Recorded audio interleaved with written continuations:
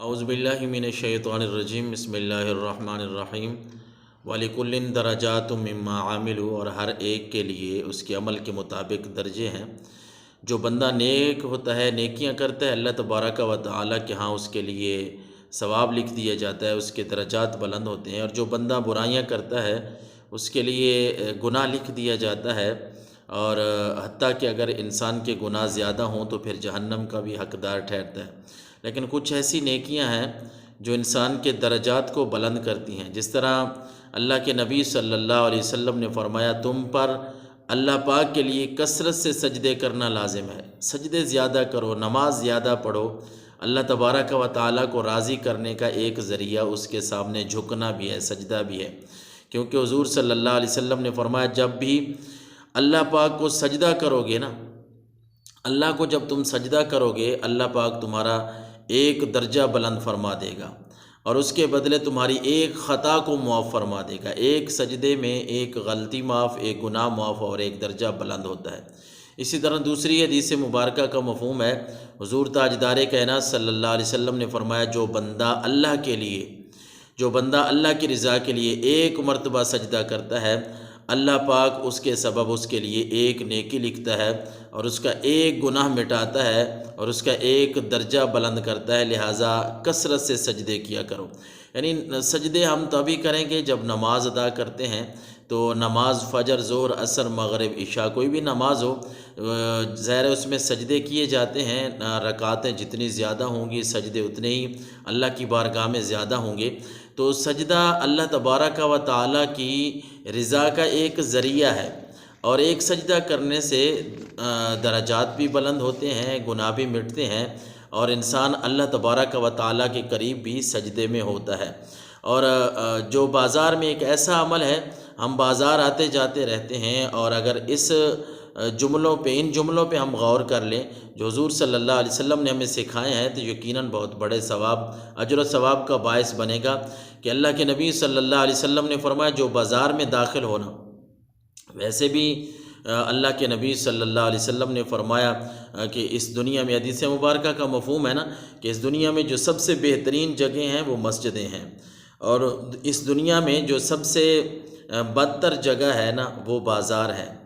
حدیث مبارکہ کے مفہوم کا خلاصہ کچھ اس طرح ہے۔ لیکن بازار میں جانا ہے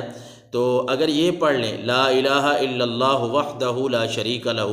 لہ الملک ولہ الحمد یحیی و یمیت وہو حی لا یموت بیدہ الخیر وہو علی کل شیء قدیر، تو اللہ پاک اس کلمہ،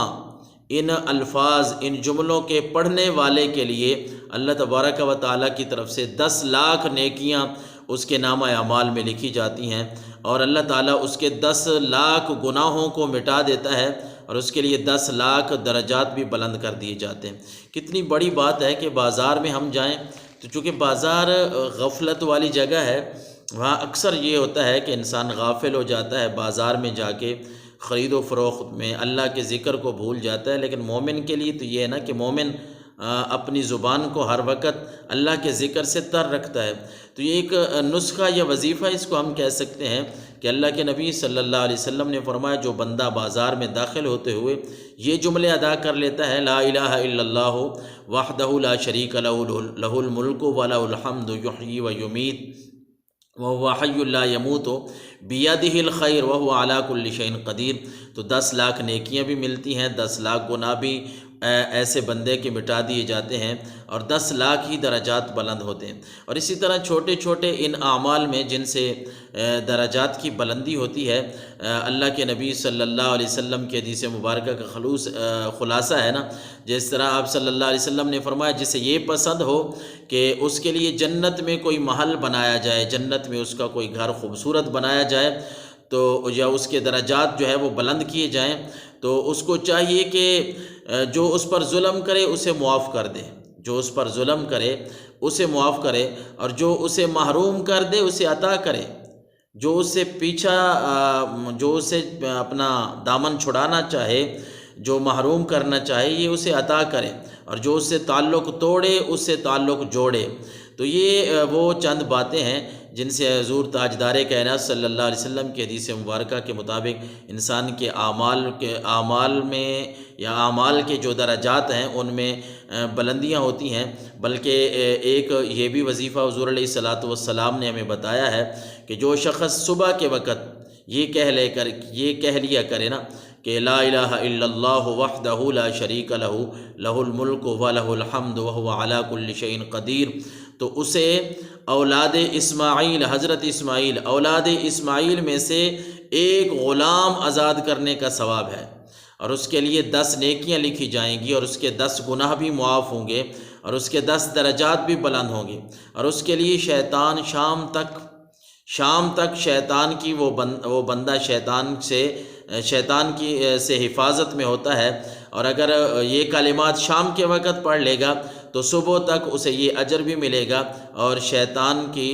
وسوسوں سے، ان چیزوں سے بھی محفوظ رہے گا۔ تو چھوٹی چھوٹی باتیں جن پہ ہم عمل کر کے اللہ اور اس کے رسول کی رضا بھی حاصل کر سکتے ہیں، اپنے گناہوں کو بھی مٹا سکتے ہیں، اپنی نیکیوں میں بھی اضافہ کر سکتے ہیں، اور اللہ تبارک و تعالیٰ کا ذکر ہی ہے، ان میں سجدہ ہو، وہ بازار جانے کا کوئی وظیفہ دعا ہو، یا وہ کسی کو معاف کرنا ہو، یہ ساری وہ باتیں ہیں، یا صبح کے وقت کا جس طرح ہم نے پڑھا ہے، کوئی بھی بات ہے تو یہ اللہ تبارک و تعالیٰ کا ذکر ہے، اور اللہ کا ذکر ایک ایسی عبادت ہے کہ جو بھی اللہ کے ذکر سے اپنی زبان کو تر رکھتا ہے، اللہ تبارک و تعالیٰ اس کی تمام مشکلات میں آسانیاں پیدا فرماتا ہے۔ اللہ تعالیٰ عمل کی توفیق نصیب فرمائے۔